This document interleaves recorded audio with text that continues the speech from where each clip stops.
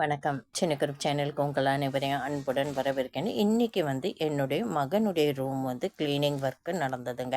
1 மணி நேரம் எடுத்துக்கிட்டேன். ஃபஸ்ட்டு ஒற்றை கொம்பு வச்சு நான் டஸ்ட்டெல்லாம் தட்டி விட்டுட்டு ஜன்னலை சுத்தமாக ஈர துணி போட்டு தொடச்சிட்டேன். அதில் இருக்கிற தூசியெல்லாம் சுத்தமான பிறகு நெட்லான் வலை அடிச்சிட்டு ஸ்க்ரீன் மாட்டிட்டேங்க. அதுக்கப்புறம் ஜன்னலை கொஞ்சமாக திறந்து விட்டுட்டு ஸ்க்ரீனை கொஞ்சமாக தள்ளிட்டு சூரிய ஒளி ரூம்குள்ளே வர மாதிரி வச்சிட்டேன். இது பார்த்திங்கன்னா கம்ப்யூட்டர் டேபிள் கேவலமாக வச்சுருந்தாங்க. கம்ப்யூட்டர் டேபிளில் இருந்த நியூஸ் பேப்பர் எல்லாத்தையும் எடுத்து போட்டு அழகாக ஒரு துணியை விரிச்சிட்டு சின்ன சின்ன பொருட்கள்லாம் பரப்பி இருந்த டேபிளில் ஒரு மர பாக்ஸ் மாதிரி வச்சு அதுக்குள்ளே சின்ன சின்ன பொருட்களை அதில் வச்சிட்டேங்க. அதுக்கப்புறம் சீப்பு, அவங்க வாட்சு, அடுத்து செல்லு இதெல்லாம் மட்டும் டேபிளில் வச்சுட்டேன். இந்த மாதிரி வைக்கும்போது கொஞ்சம் எடுக்கிறதுக்கு ஈஸியாக இருந்தது. பாருங்கள், சூரிய ஒளி சன்லைட் ரூமில் படுறது ரொம்பவே நல்லதுங்க. அது ரூமில் சன்லைட் பட்டோம்னா லக்ஷ்மி கடாட்சமும் ஏற்படும். அது மட்டும் இல்லை, எப்போவுமே வீட்டை இருட்டாக நம்ம போடக்கூடாது. எப்போவுமே ஒரு வெளிச்சம் ரூம்குள்ளேயும் வீட்டுக்குள்ளேயும் இருக்கிற மாதிரி பார்த்துக்கோங்க.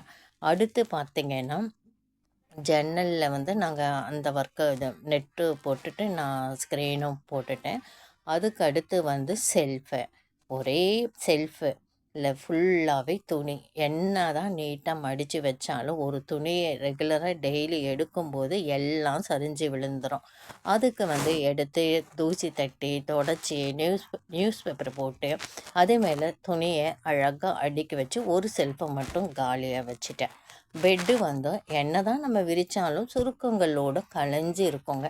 அதை கலையாத அளவுக்கு நல்ல ஸ்டிப்பாக இழுத்து 4 புறமும் பெட்டுக்கு அடியில் பெட்ஷீட்டை நல்லா மடித்து பெட்டு அடியில் பெட்ஷீட்டு நல்லா உள்ளே அடியில் இருக்கிற மாதிரி நல்லா இழுத்து மடித்து விட்டு நான் வச்சதுனால சுருக்கங்கள் இல்லாமல் ஃப்ளாட்டாக இருந்ததா.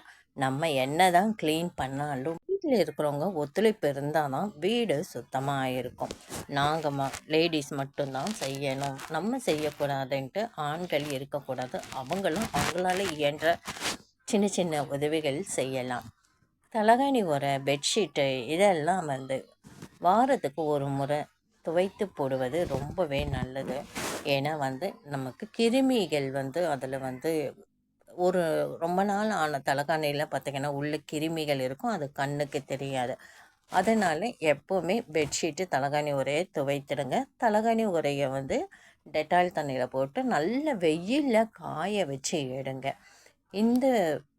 நாங்கள் 1 ஹவரில் இந்த ரூமை நல்லா க்ளீன் பண்ணி புதுசு போல் நாங்கள் ரெடி பண்ணிட்டோங்க. இந்த வீடியோ பதிவு உங்களுக்கு கண்டிப்பாக பிடிச்சிருக்கோன்னு நினைக்கிறேன்.